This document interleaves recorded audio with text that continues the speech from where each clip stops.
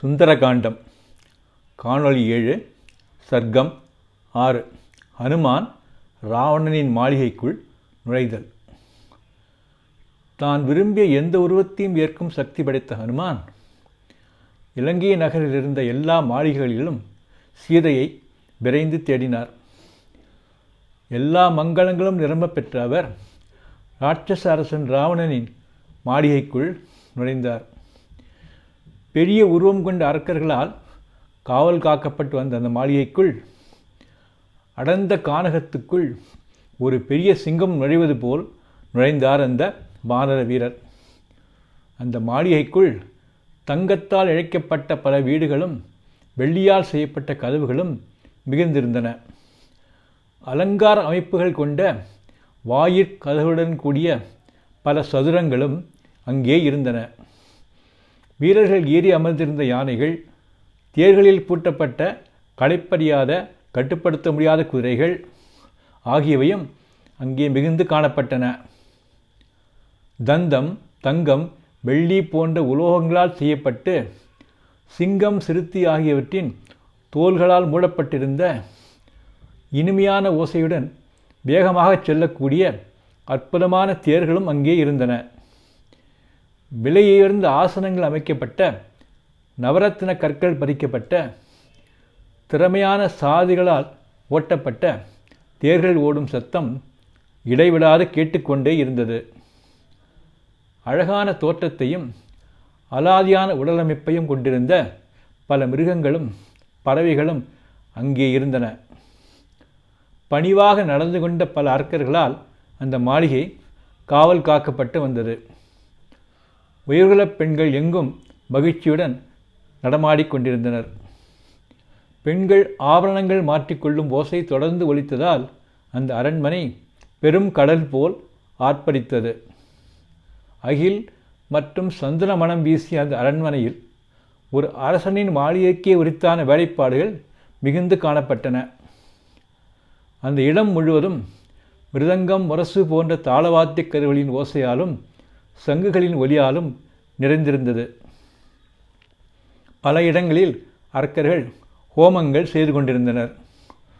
எல்லோராலும் மதித்து போற்றப்பட்ட அந்த இடம் கடலைப் போல் கம்பீரமாக விளங்கியது. கடலின் இனிய ஓசையும் அங்கே நிறைந்திருந்தது.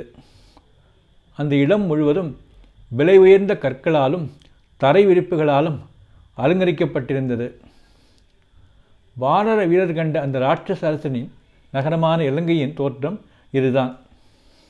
யானைகள், குதிரைகள், தேர்கள் ஆகியவற்றின் நடமாட்டம் அதிகமாக இருந்த அந்த அரண்மனை இலங்கை நகருக்கே ஒரு அணிகலனாக தோன்றியது. ராவணனுக்கு அண்மையில் இருப்பதை உணர்ந்த ஹனுமான் அந்த இடம் முழுவதும் குறுக்கும் நெடுக்குமாக நடந்தார். மனதில் சிறிதும் அச்ச உணர்வு இன்றி அந்த ராட்சசர்களின் நகரத்தில் வீடு வீடாக புகுந்து தேடினார். தோட்டங்களுக்குள்ளும் புகுந்து தேடினார். விரைந்து செல்லக்கூடிய சக்தி படைத்த ஹனுமான் முதலில் பிரகஸ்தனின் இல்லத்துக்குள் புகுந்து தேடினார். பிறகு மகாபிரஸ்வனின் இல்லத்தில் தேடினார்.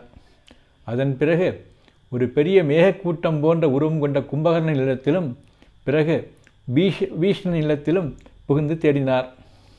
பிறகு மகோதரன், விரூபாட்சன், வித்யுஜீவன், வித்யுன்மாலி, வஜ்ரதம்ஷ்டன், சுக்ரன், இந்திரஜித், ஜம்புமாலி, சுமாலி, ரஸ்மிகேது, சூரியசத்ரு, வஜ்ரகாயன், தும்ராக்ஷன், சம்பாதி, பீமன், வித்யத்ரூபன், கனன், விகனன், சுகநாசன், வக்ரன், சடன், விகடன், பிரம்மகர்ணன், தம்ஷ்டன், ரோமசன், யத்வோன்மத்தன், மத்தன், ரஜக்ரீவன், நாதினன், அதிகாயன், அக்ஷன், வித்யுஜீவன், இந்திரஜீவன், ஹஸ்திமுகன், அகம்பனன், கராளன், பிசாசன், சோனிதாக்ஷன், தேவாந்தகன், நராந்தகன், கும்பன், நிகும்பன், உக்ரபக்திரன், கோரன், கோராரவான் உள்ளிட்ட பல அரக்கர்களின் இல்லங்களுக்கும் புகுந்து தேடினார்.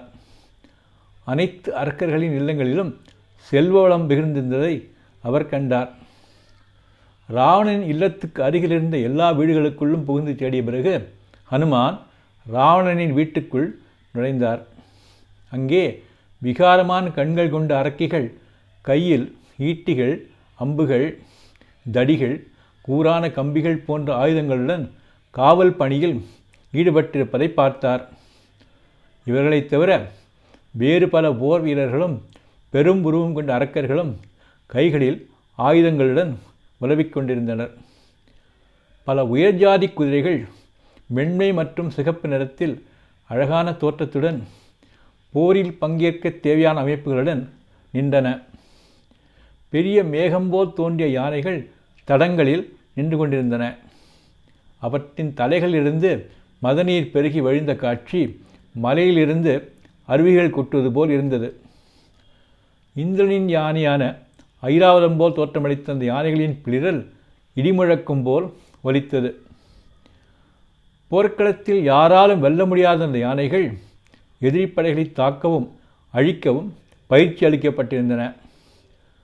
தங்கச்சேனம் போட்டப்பட்ட குதிரைகள், தங்க வேலைப்பாடுகளால் சூரியன் போல் மின்னிய பல்லக்குகள் ஆகியவற்றையும் அவர் பார்த்தார். பல அரிய வகை செடி கொடிகள், கலைப்பொருளுக்கான காட்சி அரங்குகள், கேளிக்கை விடுதிகள், மரத்தால் குன்றுகள் போல் அமைக்கப்பட்ட விளையாட்டு அரங்குகள், காதலர்களுக்கான தனி அறைகள், தங்கும் விடுதிகள் ஆகியவையும் அங்கே இருந்தன. மற்ற எல்லா கட்டிடங்களையும் மிஞ்சும் வகையில் மிகச்சிறந்த வல்லுநர்களால் கட்டப்பட்டிருந்த ராவணனின் அரண்மனை சிவபெருமானின் இல்லம் போலவே காட்சியளித்தது.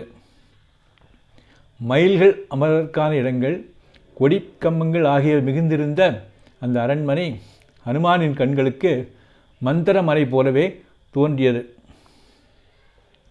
எல்லா இடங்களிலும் நவரத்ன கற்கள் பறிக்கப்பட்டிருந்தன.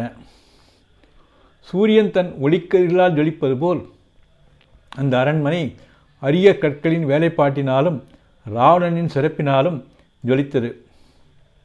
அங்கே கட்டில்கள், தங்க அரியணைகள், பளபளக்கும் பாத்திரங்கள் ஆகியவற்றை அந்த வானர வீரர் பார்த்தார். தேன், மது ஆகியவற்றின் ஈரம் இன்னும் நீங்காத விலை உயர்ந்த கோப்பைகள் அங்கே பரவலாக நிறைந்திருந்தன. குபேரனின் இல்லத்தைப் போல் பிரம்மாண்டமாக இருந்த அந்த மாளிகையில் கொலுசுகள், ஒட்டியானங்கள் ஆகியவற்றின் ஓசைகள் மிருதங்கம், ஜால்ரா போன்ற தாளவாத்திய கருவிகளின் ஓசையுடன் கலந்து ஒலித்தது. அந்த அரண்மனை பல பகுதிகளாக பிரிக்கப்பட்டு அவற்றில் பல அழகிய பெண்கள் நிறைந்திருந்தனர். 6வது சர்க்கம் நிறைவடைந்தது. நன்றி.